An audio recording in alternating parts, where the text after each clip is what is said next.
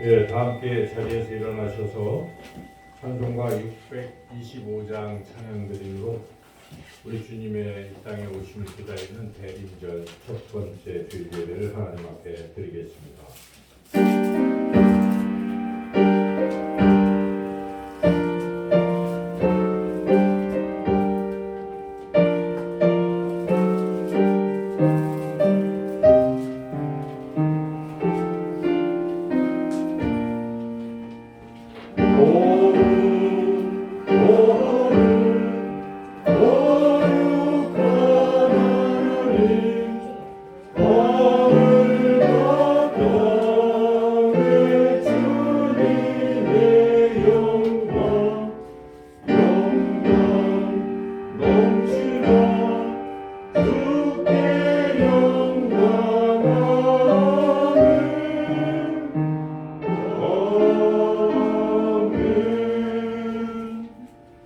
오호라 너희 모든 목마른 자들아 물로 나오라 돈 없는 자도 오라 너희는 와서 사 먹되 돈 없이 값없이 와서 포도주와 젖을 사라 너희가 어찌하여 양식이 아닌 것을 위하여 은을 달아주며 배부르게 하지 못할 것을 위하여 수고하느냐 내게 듣고 들을지어다 그리하면 너희가 좋은 것을 먹을 것이며 너희 자신들이 기름진 것으로 즐거움을 얻으리라.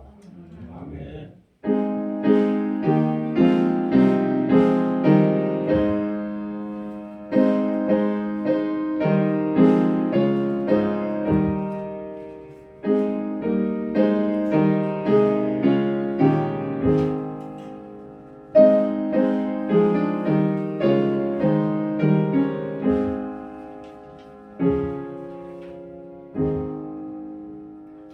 할렐루야 찬양과 경배를 받으실 하나님 인간의 몸을 입고 이 땅에 오시는 예수님을 기다리며 우리의 신앙을 가다듬는 대림절 첫 번째 주일을 맞이하여 저희가 겸손한 마음으로 성전에 가서 예배를 드립니다. 독생자를 아끼지 않고 내어주신 하나님 아버지의 사랑을 깨닫게 하시고 하늘의 높은 보좌를 버리시고 이 낮고 천한 땅으로 임하신 예수님의 겸손함을 배우게 하시며 성령님의 인도하심을 따라 신령한 말씀을 이해하고 깨닫는 복된 예배가 되게 하여 주시옵소서. 모든 영광을 하나님께 올려드리오며 예수님의 이름으로 기도드립니다. 아멘. 찬송가 174장 찬양 드리겠습니다.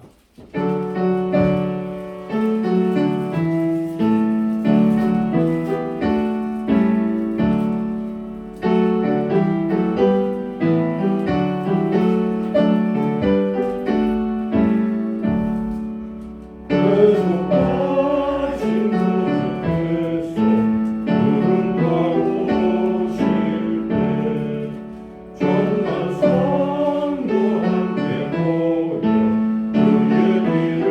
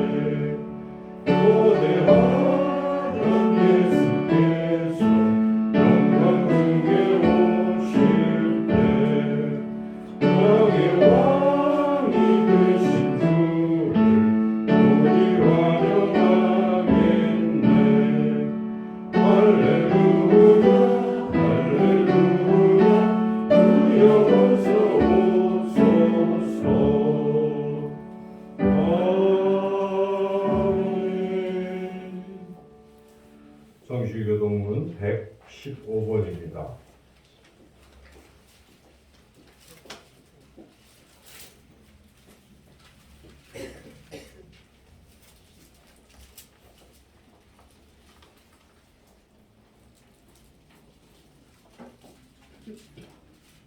성문으로 나아가라 나아가라 백성이 올 길을 닦으라. 그 길을 수축하고 수축하여 돌을 제하라. 만민을 위하여 기초를 들여라.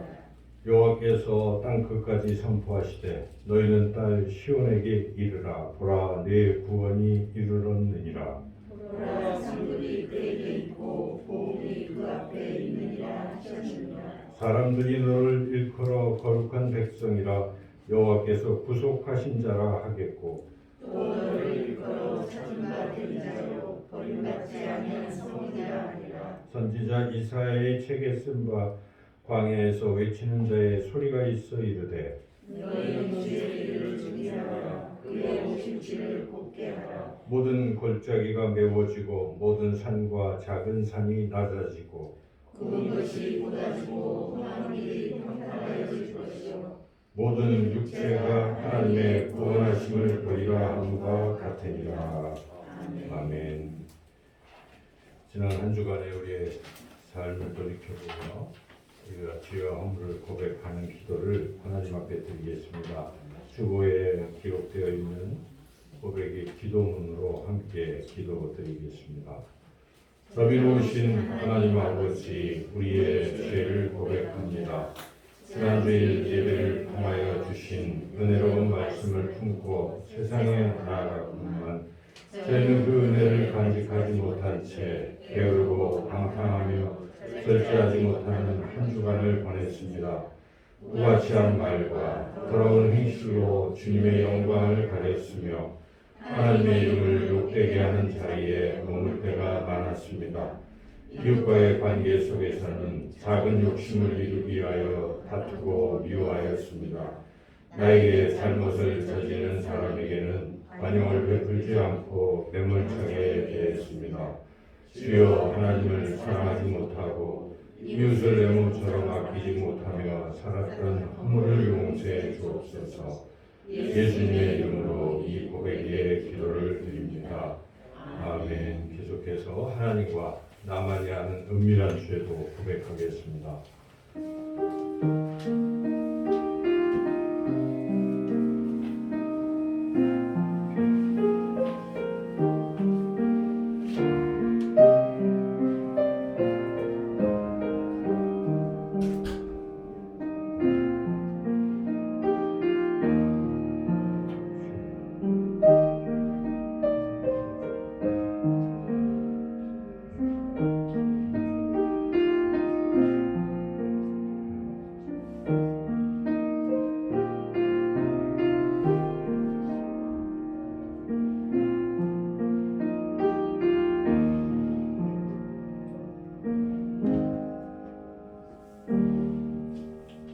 그가 우리를 흑암의 권세에서 건져내사 그의 사랑의 아들의 나라로 옮기셨으니 그 아들 안에서 우리가 속량 곧 죄사함을 얻었도다.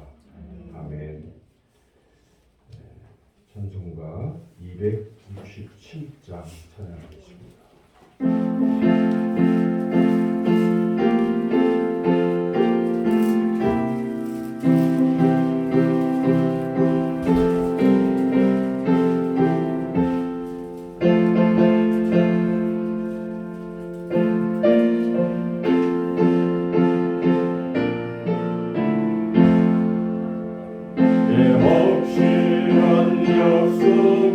말씀 듣고 주만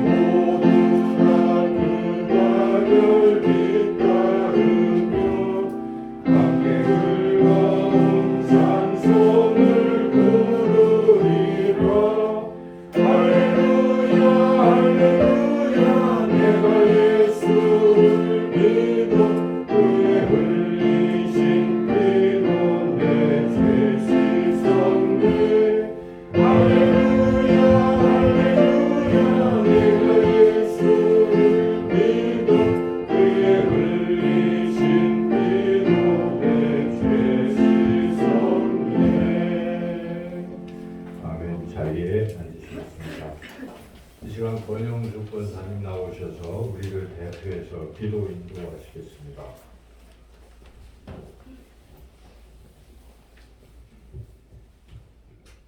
기도하시겠습니다. 은혜로우신 주님, 이제는 날씨가 더욱 쌀쌀해졌습니다. 우리의 삶에 풍성한 은혜로 함께하여 주시는 것을 감사드립니다. 11월의 마지막 주일을 보내며 주님 앞에 기도드립니다. 늘 게으르지 않고 열심을 품어 주님을 섬기는 후회 없는 날들을 보내게 하여 주시옵소서. 오늘도 우리 마음속에 변함없는 주의 사랑을 경험하게 하시며 이 감격을 간직하고 신령과 진정으로 예배드리게 하시옵소서.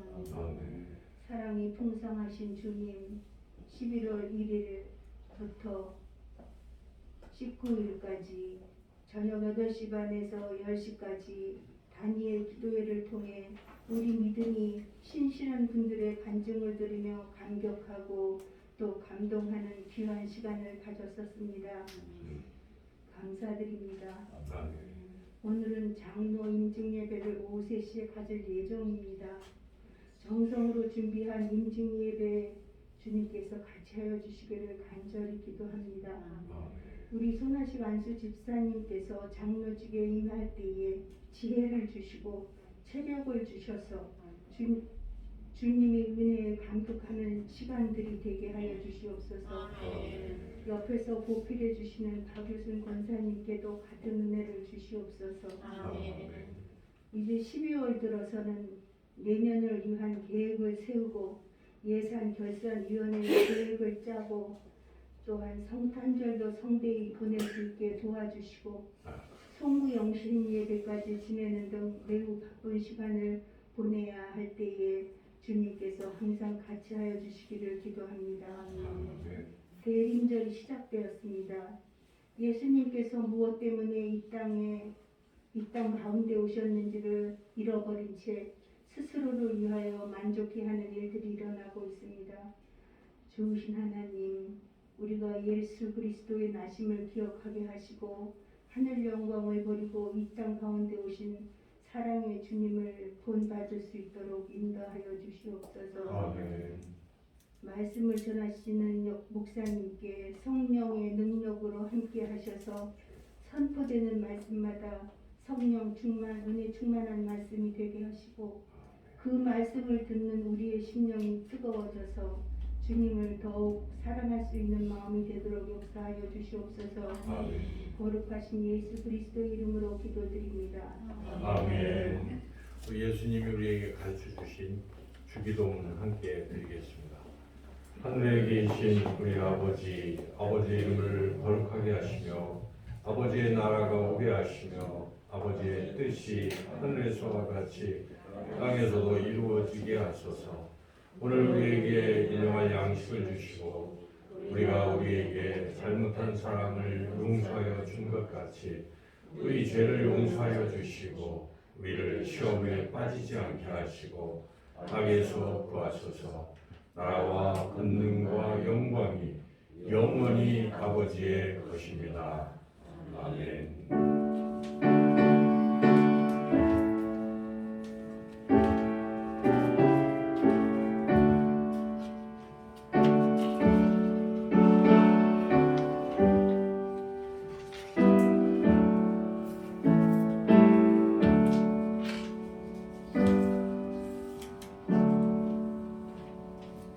이 시간 하나님께서 우리에게 주시는 말씀은 신약성경 데살로니가 전서 말씀입니다. 3장 1절부터 13절까지 말씀입니다. 신약성경 330쪽에 있습니다.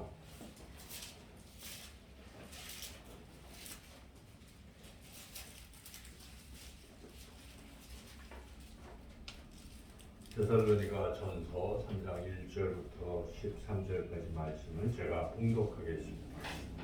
이러므로 우리가 참다 못하여 우리만 아덴에 머물기를 좋게 생각하고 우리 형제 곧 그리스도의 복음을 전하는 하나님의 일꾼인 디모데를 보내노니 이는 너희를 굳건하게 하고 너희 믿음에 대하여 위로함으로 아무도 이 여러 환난 중에 흔들리지 않게 하려 함이라. 우리가 이것을 위하여 세움 받은 줄을 너희가 친히 알리라. 우리가 너희와 함께 있을 때에 장차 받을 환난을 너희에게 미리 말하였는데 과연 그렇게 된 것을 너희가 아느니라. 이러므로 나도 참다 못하여 너희 믿음을 알기 위하여 그를 보내었노니 이는 혹 시험하는 자가 너희를 시험하여 우리 수고를 헛되게 할까 함이니, 지금은 디모데가 너희에게로부터 와서 너희 믿음과 사랑의 기쁜 소식을 우리에게 전하고 또 너희가 항상 우리를 잘 생각하여 우리가 너희를 간절히 보고자 함과 같이 너희도 우리를 간절히 보고자 한다 하니, 이러므로 형제들아 우리가 모든 궁핍과 환난 가운데서 너희 믿음으로 말미암아 너희에게 위로를 받았노라. 그러므로 너희가 주 안에 굳게 선즉 우리가 이제는 살리라. 우리가 우리 하나님 앞에서 너희로 말미암아 모든 기쁨으로 기뻐하니 너희를 위하여 능히 어떠한 감사로 하나님께 보답할까. 주야로 심히 간구함은 너희 얼굴을 보고 너희 믿음이 부족한 것을 보충하게 하려 함이라.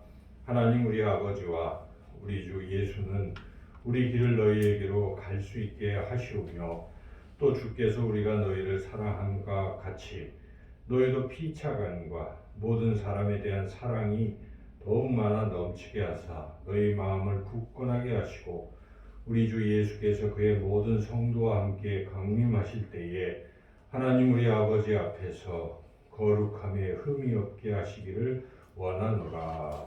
아멘. 기도하겠습니다. 하나님 감사합니다.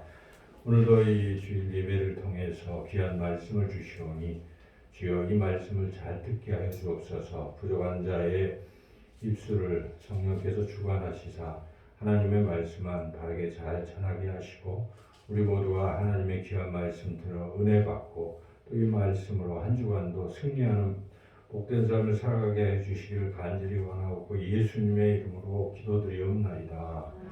아멘. 여러분은 이제 교회 지금 다니고 계신데, 우리가 교회를 다니면서 교회가 무엇일까를 한번 생각하게 될 것입니다. 교회는 무엇인가? 아마 여러분들은 교회는 그저 건물이다 이렇게 생각하시는 분은 거의 없으실 것입니다. 교회는 단지 건물이 아니죠. 교회는 우리들입니다. 여기 모여 있는 우리가 교회인 것이죠. 그래서 구약 성경에서 보면은 교회는 이제 히브리 말로 칼이라고 그렇게 말하는데, 이 칼이라는 단어의 뜻은 세상으로부터 구별된 그러한 모임, 공동체다 하는 그런 뜻이 있습니다. 그리고 신약 성경은 헬라어로 쓰여졌는데, 신약 성경에는 에클레시아라는 말이 교회라는 말입니다.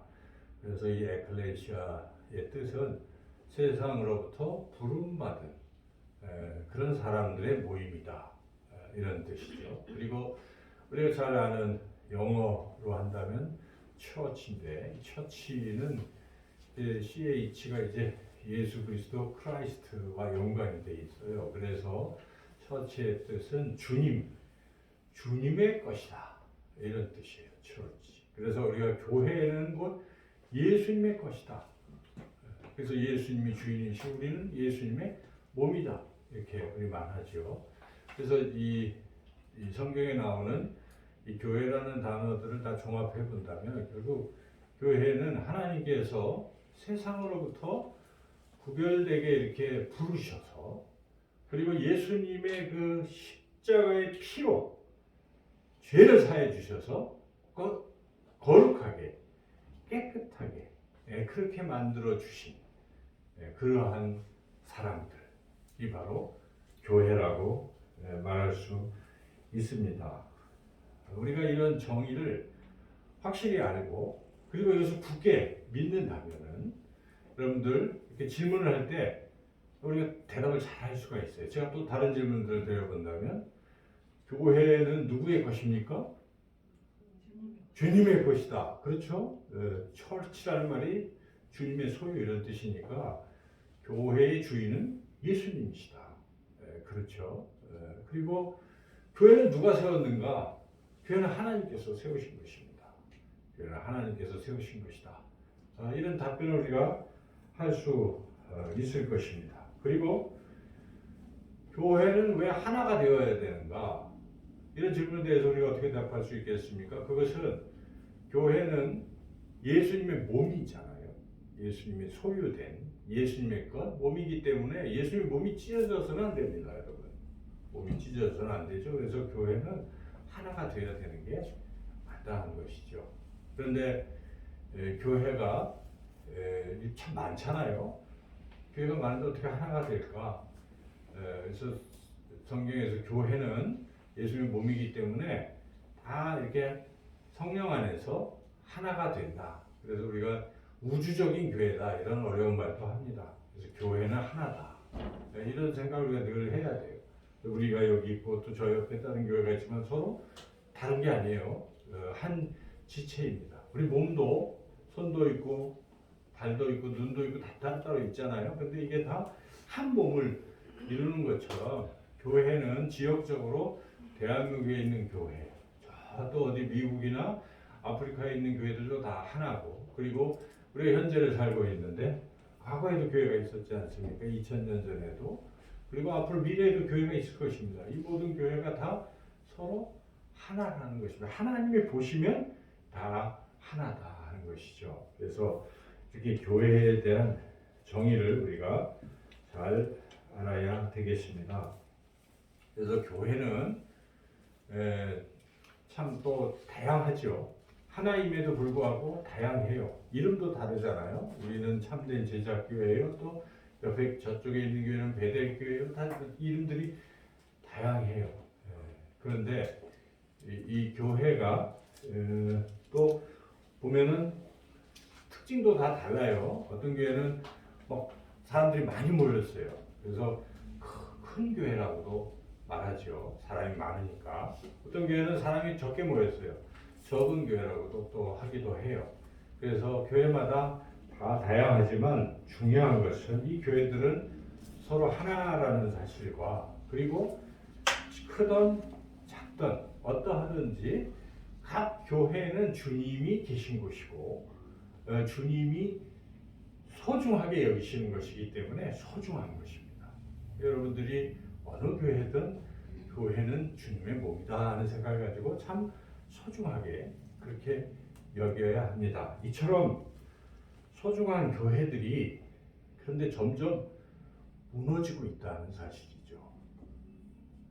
우리가 이 주변의 교회들, 또 세계적인 흐름, 또 대한민국의 한국 교회를 이렇게 볼 때 교회가 점점 무너지고 있다는 안타까운 생각을 우리가 하게 됩니다. 통계가 우선 양적으로 교회가 점점 줄어들고 있다는 것을 말하고 있습니다.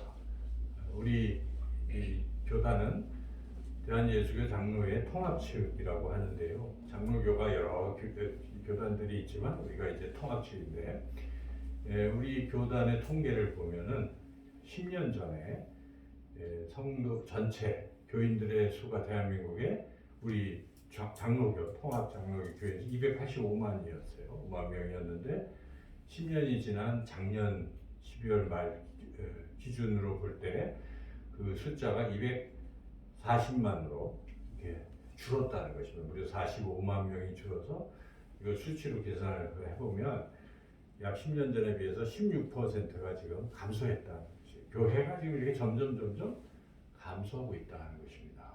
그런데 더 안타까운 것은 교회 학교가 사라지고 있다는 것입니다. 교회마다 교회 학교들이 사라지고 있어요. 교회에 물론 인구 감소에 따른 영향도 있지만 그것을 넘어서서 교회마다 청년들이 사라지고 또 중고학생들이 사라지고 아동들이 사라져서 교회 학교라고 할 수 있는 교회가 많지 않다는 사실입니다.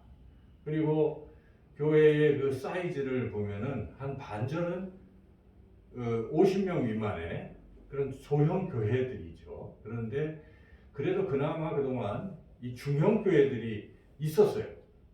한국 교회에. 그래서 그것이 이 사람들 말하면 중산층 같은. 그래서 이것이 버팀목이었는데 이 중형 교회들이 점점 지금 무너지고 있다는 것입니다. 다 소형화되고 그렇게 교회들마다 이 교회가 점점 줄어들고 있는 이러한 상황이라 하는 것이죠.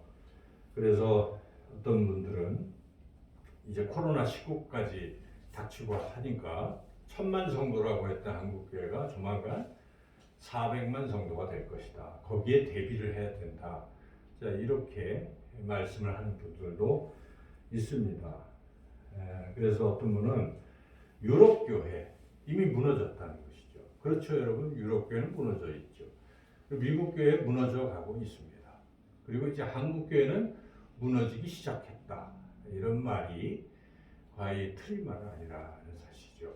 그래서 이렇게 교회가 양적으로 점점 줄어들고 있는 이러한 상황입니다. 그런데 진짜로 안타까운 게 있습니다. 숫자가 줄어드는 것도 안타깝지만 더 안타까운 것은 질적으로 교회의 질이 매우 떨어지고 있다는 것이죠. 그래서 어떤 미래학자가 이 부분에 대해서 지적을 하고 있는데, 그동안 교회는 복을 받기 위해서 나오는 기복주의 신앙, 그리고 돈이면 다 된다는 물질 만능주의, 교회 나오면 돈 번다는 이런 돈을 벌기 위해서 교회를 나온다든지, 교회가 세상과 별 구별 없이 세속화되고, 예배도 하나님 앞에 드리는 예배라기보다 남들에게 보여주는 쇼와 같은, 그래서 어떤 분들은 예배를 드린다는 표현을 못 쓰고 예배 본다고 자꾸 얘기를 하죠. 그건 영향이기도 한 것입니다. 그리고 설교도 하나님 말씀을 그대로 이렇게 전해야 되는데, 내가 이 말씀을 그대로 전하면 듣는 사람이 마음이 상처를 받을까봐 주저하거나, 그래서 적절히 타협하고 듣기 좋은 소리를 골라서 하는 타협하는 설교, 그리고 어느덧 한국 교회의 이 기도가 아주 불길이 다 꺼져가고 있는, 교회마다 코로나 때문에 더 꺼져가고 있죠. 이렇게 이런 현상들은 이미 우리가 잘 알고 있는 그런 현실입니다. 그런데 최근 들어서 이제 교회가 더 점점 질적으로 타락해가는 핵심적인 모습은 개인주의 신앙이 팽배하다 하는 것이죠. 개인주의. 그래서 자기 중심의 신앙생활을 하고 있는 것입니다.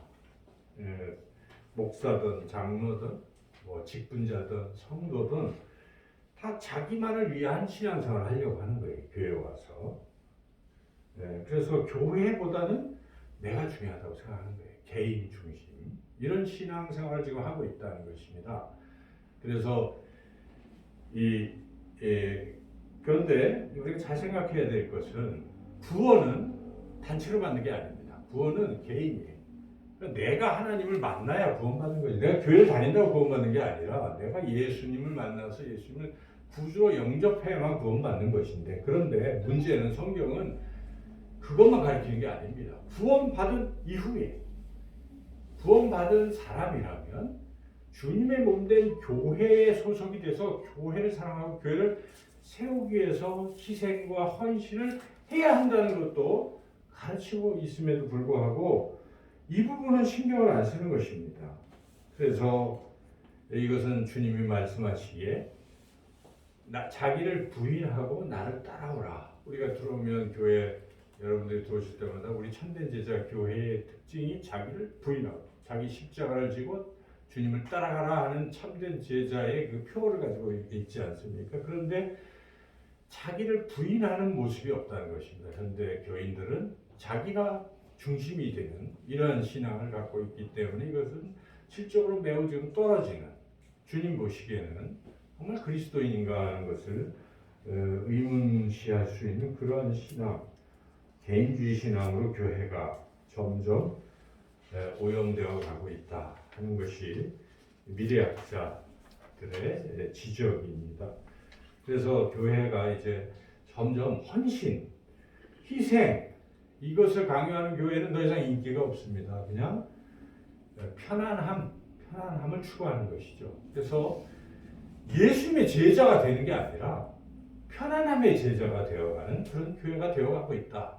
그것을 지적하고 있습니다. 그래서 말씀 앞에서 두렵고 떨림으로 말씀을 들을 때 내가 정말 잘못했구나 하고 통회하고 자복하고 변화되어가는 그러한 참된 제자의 길을 가기보다는 자기의 어떤 상처를 위로하는 감성적인 어떤 위로만 듣기를 원하는 그러한 그게 기독교다라고 또 호도하는 이런 잘못된 그런 가르침들이 점점 늘어나고 있다는 것입니다. 주님은 분명히 말씀하십니다. 자기를 부인할 뿐만 아니라 자기 십자가를 지고 나를 따르라고 말씀하셨습니다. 주님은 말씀하십니다. 좁은 문에 들어가기를 힘쓰라. 넓은 문은 사람들이 다 가지만 그 넓은 문은 결국 멸망의 길이문이라고 예수님이 분명히 말씀하셨건만 요즘 교회는 그런 것을 이야기하면 사람들이 그러한 것에 대해서 상당히 무례하다 이렇게 생각할 정도로 교회가 지금 분위기가 그렇게 되어가고 있는 것입니다. 이것이 과연 옳은 것인가? 우리가 왜 신앙생활을 하는가? 그냥 즐겁게 편안하게 하기 위해서 신앙생활을 종교 취미 활동을 하는 것인지 정말 진리를 바로 깨닫고 진리를 믿고 우리의 생명을 얻는 그러한 신앙생활을 하려고 하는 것인가 하는 것을 우리가 심각하게 생각해 봐야 하는데 지금 교회가 추구하는 바가 점점 그렇다는 것입니다. 그래서 오히려 어떤 교회가 말씀대로 살려고 하고 그렇게 막 하려고 그러면 저 사람은 목사가 참 꽉 막힌 사람이야. 어떤 성도가 그렇게 막 외골수로 신앙생활하면 참 이단 같아. 심지어는 이렇게까지 폄하하는 이런 분위기입니다. 또 거기다가 이 세속화가 돼서 절대적 진리를 추구하지 않습니다. 적당히 타협하는 것이죠. 그래서 막 교회 내에서 이 세상의 어떤 그런 명상, 요가 이런 것들이 아무렇지도 않게 느껴지는 여러분 잘 신앙생활을 해야 돼요.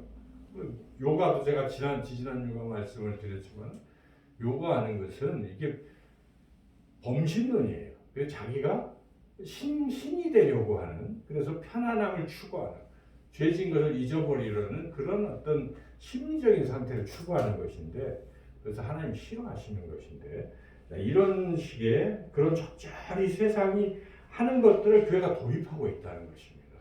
만약 어떤 교회가 우리가 요가를 합니다 한다면 그것은 이미 끝난 교회라고 볼 수 있어요.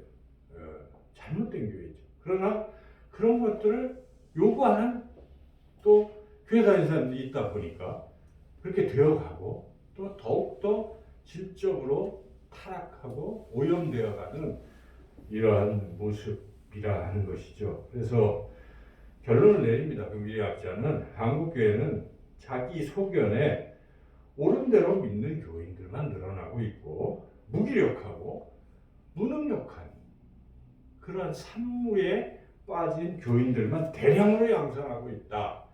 이렇게 꼬집고 있습니다. 그래서 앞으로 이 10년이 한국 교회의 골든타임이라는 것입니다. 여러분 어떤 사람이 지금 죽느냐 사느냐 이 심장이 먹고 할 때 이렇게 인공호흡을 해야 될 그런 절체절명의 그 시간을 놓치면 죽지 않습니까? 지금 한국 교회가 그런 지점에 이르렀다. 지금이 가장 중요한 시기다.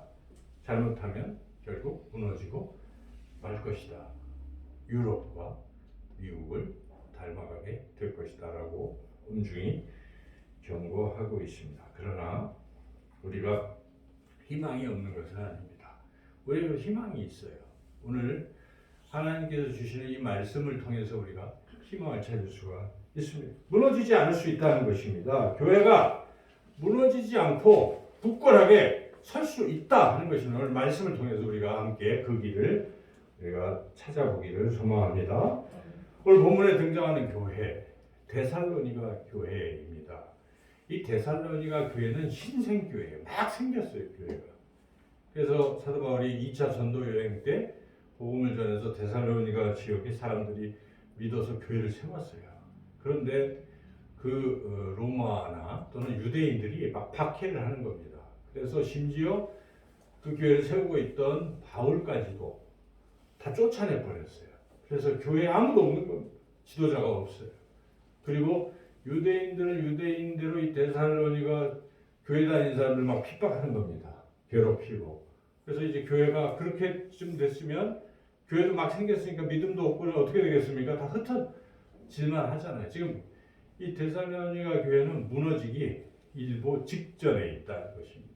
이런 상황에 놓여 있을 때 사도 바울이 붓을 들어서 편지를 보낸 것이 바로 데살로니가 전서입니다. 1장부터 우리가 차근차근 읽어보시면 어떻게 바울이 권면하고 있는지 알 수가 있는데, 이 무너져가는 데살로니가 교회가 다시 한번 일어서고 굳건하게 설 수 있는 길을 지금 바울은 편지를 통해서 제시하고 있는 것입니다. 오늘 우리가 그 말씀을 함께 듣기를 소망합니다. 첫째로 바울은 이런 상황에서도 다른 지도자들과 함께 교회를 굳건히 세우자 하는 그런 간절한 열망을 잃지 않았다는 것은, 포기하지 않았다는 것이죠.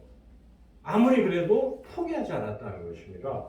그래서 오늘 본문 시작 부분의 1절에서 3절 말씀을 우리가 다 함께 같이 읽어보겠습니다. 이러므로 우리가 참다 못하여 우리만 아덴에 머물기를 좋게 생각하고 우리 형제 곧 그리스도의 복음을 전하는 하나님의 일꾼인 디모데를 보내노니 이는 너희를 굳건하게 하고 너희 믿음에 대하여 위로함으로 아무도 이 여러 환난 중에 흔들리지 않게 하여 함이라. 우리가 이것을 위하여 세움 받은 줄을 너희가 친히 알리라. 바울은 사단의 방해로 데살로니가 교회 근처도 못 가잖아요. 갈 수가 없는 이런 상황에 할 수 없다. 이게 뭐 상황이 그런데 내가 어떻게 더 이상 데살로니가 교회를 돌볼 수 있겠는가? 이게 다 하나님의 뜻이야 하고 접었던 게 아닙니다. 사도 바울은 뭐 하고 있습니까? 내가 못 간다면 디모데라도 보내자 하고 좀 디모데를 보내고 있다는 것입니다. 사도 바울. 그리고 디모데도 어쨌든 가면은 위험할 수도 있지만 뚫고 들어가고 있는 것이죠. 그래 이 모습을 상상해 보면 무너져가는 교회를 보고 그냥 포기하자 이런 게 아니잖아요.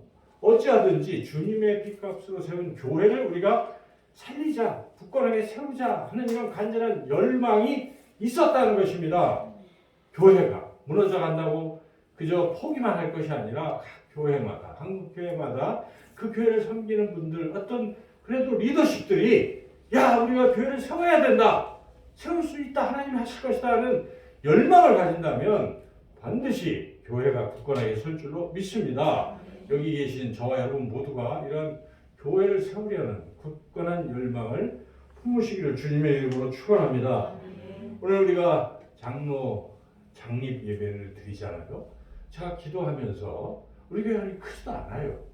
그렇죠?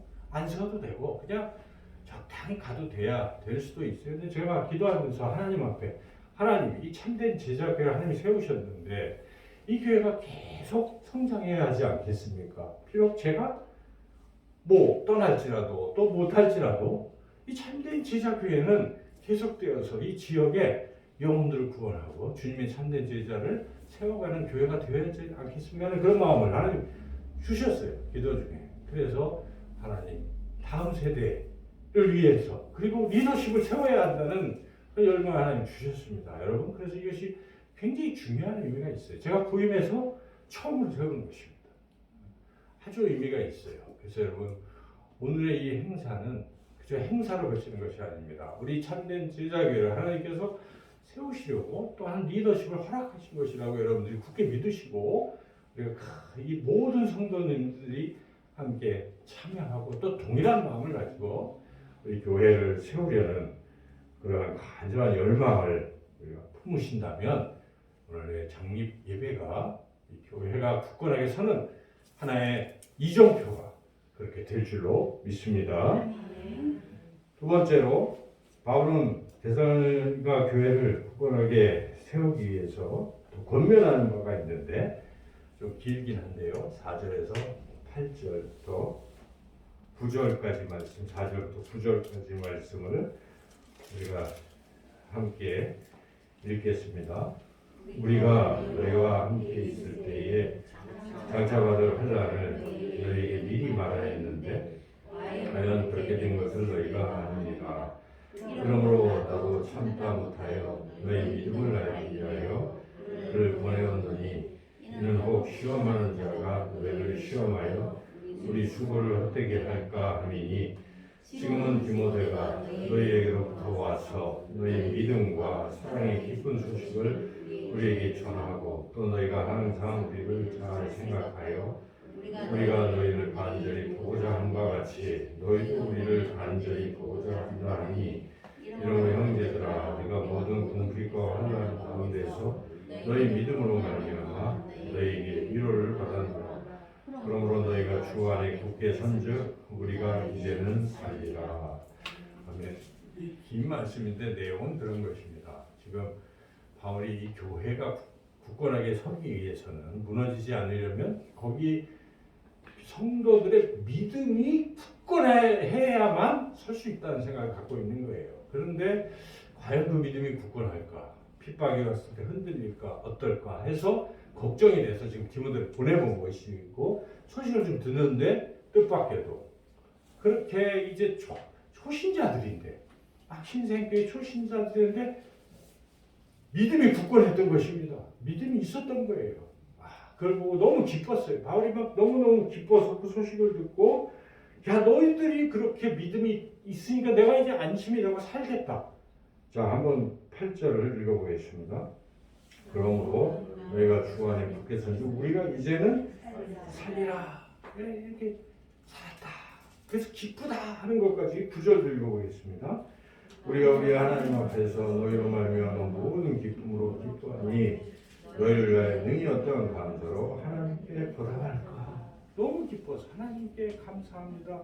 내가 어떻게 보답할 수 있겠습니까? 이 성도들이 그렇게 말씀을 많이 가르치지도 않았는데 그 짧은 기간에 환난 가운데 믿음을 지키고 있습니다. 하나님 너무 감사합니다. 라고 바울이 지금 이렇게 이야기하고 있는 거예요. 그러니까 결국 교회가 무너지지 아니하려면 성도들의 믿음이 굳건하면 됩니다.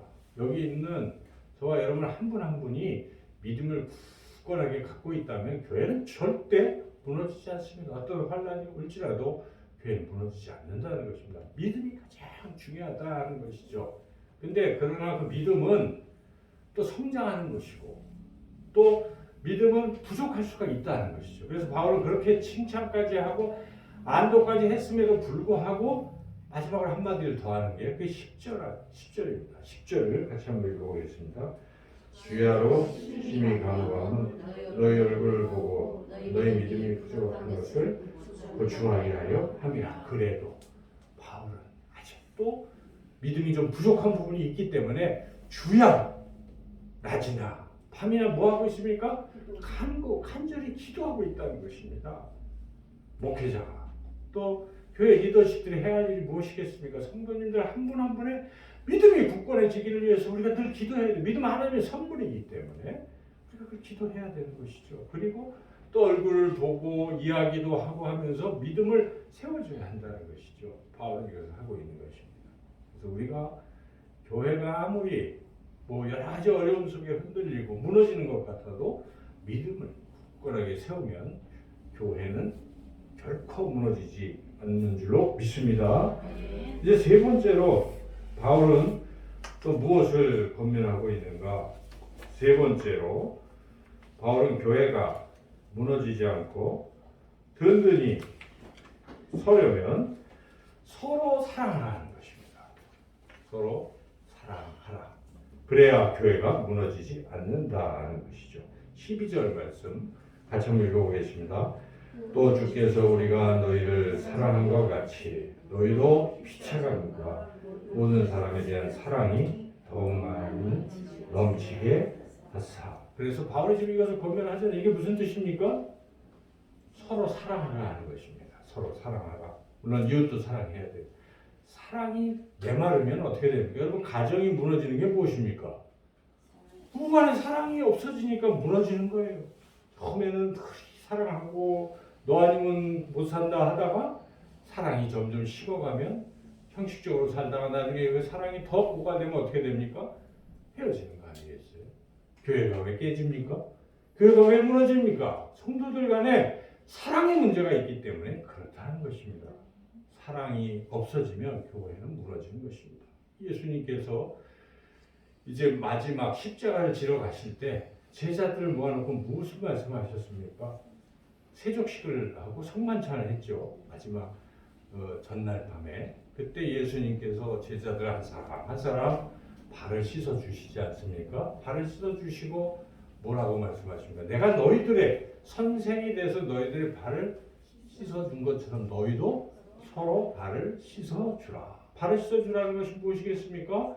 서로 낮은 자세로 상대방을 허물도 덮어주고 또 서로 이렇게 섬기고 하라, 그런 뜻이죠. 그리고 이어서 하신 말씀이 내가 결론적으로 내가 너희를 사랑한 것 같이 너희도 서로 사랑하라. 그게 요한복음 13장에 나오는 그런 말씀입니다. 주님이 십자가를 지러 가시기 전에 왜 제자 공동체에게 서로 사랑하라고 했겠습니까? 주님이 떠나고 나서 자기네들끼리 치고받고 싸우면 어떻게 되겠습니까? 공동체 깨지는 것입니다. 여러분, 성도들 간에 서로 사랑이 메마르면 교회 깨집니다. 그래서 우리가 서로 참고 인내하고 서로 섬기고 사랑하고 돌보고 이래야 돼요. 그래야 교회가 든든히 설 수 있다는 것입니다. 그래서 바울은 이와 같이 서로 사랑하라라고 권면하는 것이죠. 그리고 더 나아가서 교회는 이웃을 사랑해야 돼요. 여러분, 이웃사랑 실천 안 하는 교회가 계속되는 거 봤습니까? 무슨 교회가 그래. 자기네들만 알아. 그러면 교회 무너져요. 그렇죠? 내 이웃을 섬기고 사랑하는 이 일을 계속하는 한 교회는 존재하는 것입니다. 왜냐하면 우리 예수님이 교회의 주인이시고 몸이신데 예수님 무엇을 하셨습니까? 가서 사람들을 사랑하시지 않았습니까? 병든 자들 그리고 아픈 자들 치유해 주실 뿐만 아니라 또 외로운 자들과 함께 친구가 되어주시고 죄인들의 죄를 용서해 주시고 눈먼 자의 눈을 뜨게 하시고 주님은 배고픈 자의 그 배불리 먹여주시고 그게 예수님이 하신 거예요. 교회는 예수님이 주인이 예수님의 몸이기 때문에 똑같이 교회라고 하면 벌써 사랑이 있어야 돼요. 그러나 교회가 점점 말은 사랑인데 사랑이 메말라가는 냉정한 그런 교회들이 많아지고 있는 것입니다. 그래서는 안 되는 것이죠. 그래서 우리가 코로나19도 어찌 보면 그 지금 인심을 많이 교회가 잃은 것이 무엇입니까?